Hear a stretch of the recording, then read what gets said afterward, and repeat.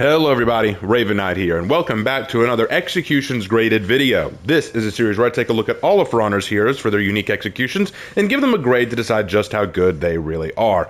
Really enjoy doing this series, guys, and today we have 3 new executions to look at that have come out in the last 3 weeks. We got one for Centurion, one for Zhang Jun, and one that just came out today for Orochi. We're going to be taking a look at all 3 today and grading them. For those of you who are familiar with the series, you already know what's coming, but some of you may not be familiar with what's going on. So, those of you who are new, take a look in the upper right-hand corner of the screen right now. You'll be given a link to a video called That's an Execution, where I go over my grading rubric for how I grade the executions. But for those who need a very quick refresher and don't have time to click on another link, I'll break it down real easy for you. I'm going to look at the executions and I'm going to grade them for 4 criteria.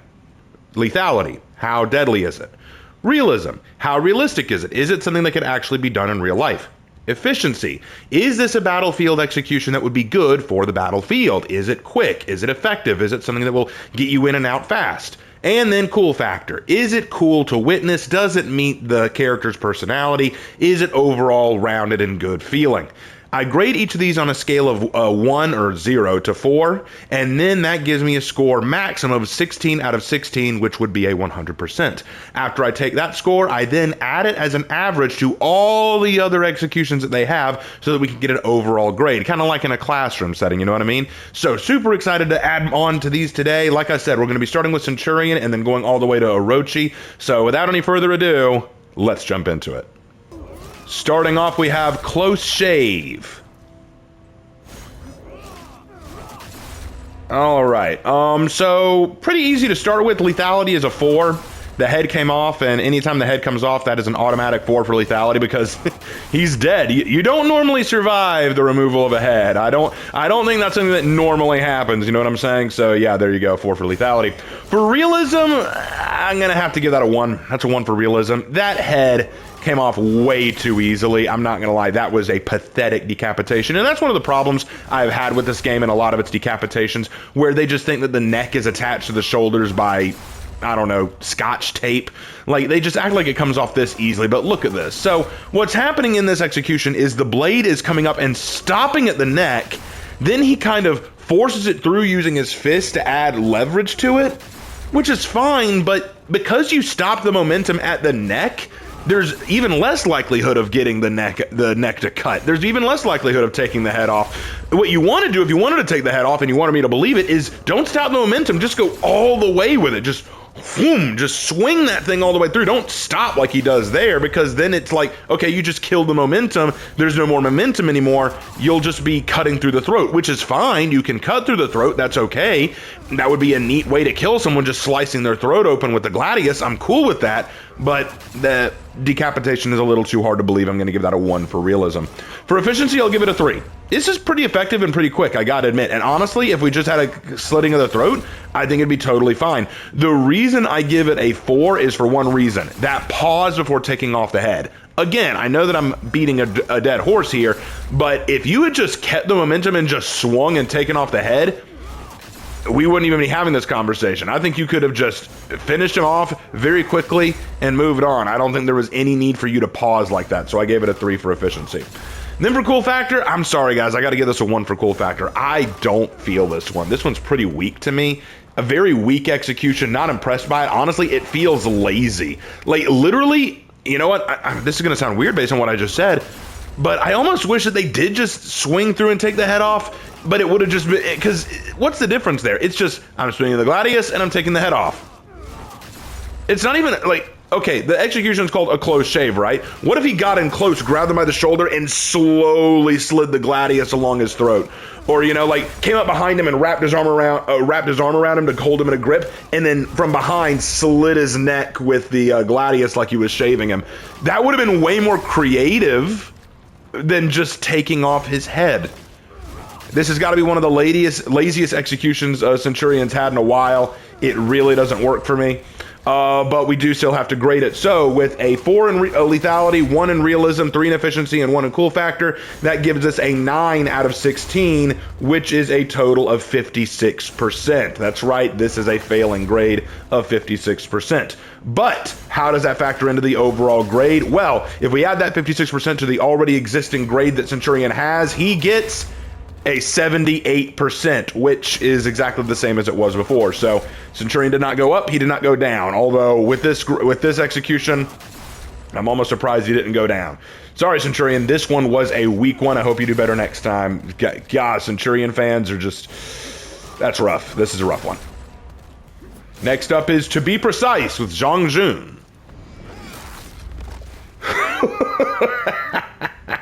Let's see from the other angle.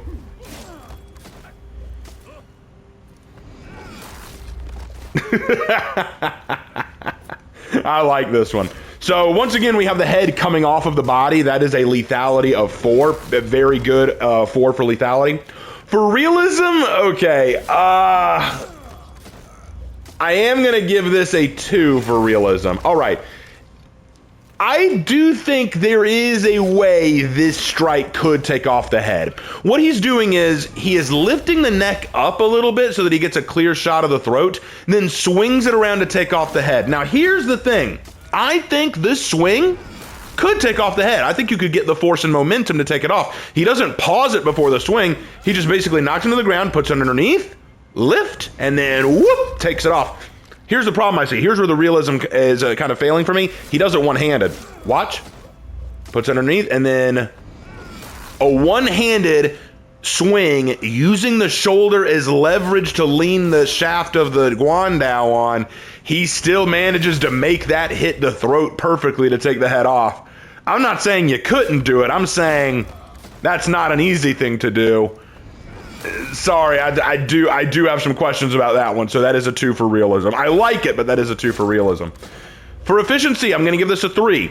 Again, I do have to take off a little bit of points for that pause to lift the throat, although I can understand it more here, because what he's doing is he's lifting the throat to better aim at it for when he swings. So I understand why he's doing it, but he still had to pause briefly to do that when he didn't need to. Because honestly, what he could have done is just followed through with the second swing. He did not need, because what he does is he starts by knocking out the leg, bam. Right there, he could have swung to take the head off or at least cut the neck, but he didn't. He paused to lift, and I do have to take off a point for that pause. But honestly, other than that, I think it's fine.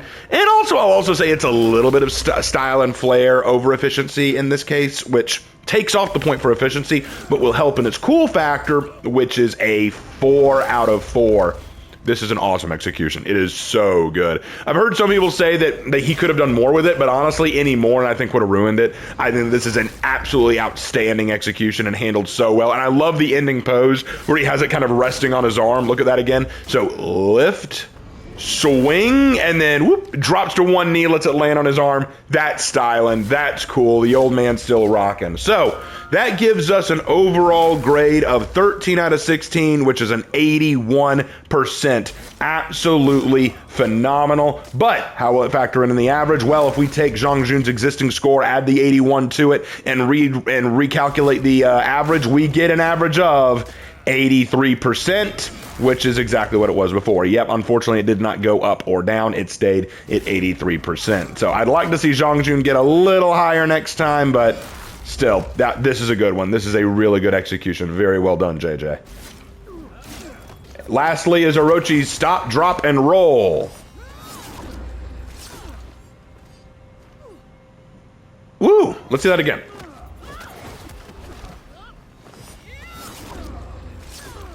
Okay. All right, so first of all, let's talk about lethality. I'm going to give that a 3 for lethality, purely based on where the blade lands. The blade goes into the stomach. If it had landed in the throat or the chest, probably would have been a 4, but it goes into the stomach. Now, in this series, I look at death not only in terms of guarantee, but also in terms of time. And a stab to the stomach, while very painful and likely to bleed out and cause sepsis, may not kill right away. This person may be able to get up later and make a run for it to get help or to get reinforcements, and that is something to keep in mind. Do I think that this will likely kill? Yes, it will likely kill, and I think that there's a good chance that it will kill him, if not now, eventually. And I do think it would be difficult to fix this up, but I don't think this is an instant lethal kill.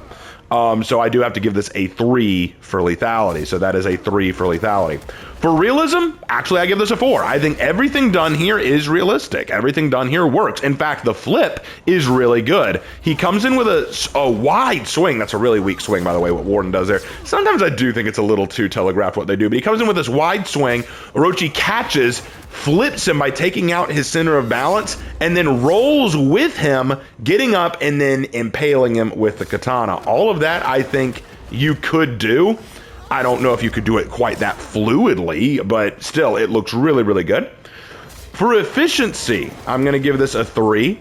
I do think that this is neat, but let's also keep in mind something else. The roll wasn't exactly necessary. He didn't have to do it. He could have cut off that arm as soon as he tried to swing it, but he decided to flip them and then roll with them, which isn't the brightest move. I wouldn't roll with them because there is a chance that while in the roll, he could try to wrestle you back or grapple you or stop the momentum or something. So you don't typically want to roll with your opponent in these circumstances, but still, it's fine, so I gave it a 3. I don't think it's terrible. I just gave it a 3. And then for cool factor, I can't believe I'm saying this, but I'm going to have to give that a 3 too. I think that's going to have to be a 3. I like it. I think it's cool. I think what kills it for me, what hurts it for me, is the stab. Look at the way they're holding it. Why are they holding the katana in reverse? Wouldn't they want to hold it with the curve away from them? I don't know. I guess if I had to make a guess, it's because in the pullout they could do a little bit more cutting as they pull the sword out. The reason I say that is because if you've ever tried to stab something with a katana, the way you pull it out matters. You want to pull it out along the curvature of the blade, not against the curvature of the blade. And the way the Orochi impaled the Warden here, he's pulling out against the curvature of the blade, which you can do, but it's going to cause more damage to what you cut up. So what they might be doing is doing it for that purpose. The problem is it becomes a little bit harder to pull out at that point, especially in the way they're doing it. So that is my only issue there, but it is made up for because of that really awesome pose they do at the end there. Look at this pose. Why couldn't that be Orochi's top guard pose? Instead of that weird thing where they just hold it over their head, why can't this be Orochi's top guard pose? Because that's a great katana pose. That's a great stance there. I really like it. So I feel like that should have been Orochi's top guard pose. Can I get an agreement with that in the comment section? But anyway, that is my score. So that gives this grade another 13 out of 16, which is an 81%. Taking that score and factoring it into Orochi's existing score and adding it for a new average, we get a 73%, which, just like the others, has not gone up or down. Yeah, kind of interestingly enough, while the last two executions were really good and the one before that was really bad, none of them really pushed the average scores up or down very much. Why is that? Largely because, if I'm being honest, when you get this many executions for a character, when they have a lot of executions, it takes a while to move them up and down with each different score. You need either really extreme numbers or you need a lot of numbers that push them up or down. So we're not going to see a lot of rising or growing with these new characters all that much. So that is it for Orochi. Very well done. And that is all of the executions to grade for now. I hope you guys enjoyed the video. Thank you so much for watching. Which one did you enjoy the best? Do you think that everything was fairly graded? Do you agree with the grades that came out? Let me know down in the comment section below, but please be respectful. And as always, everyone, I will see you in my next video. Take care.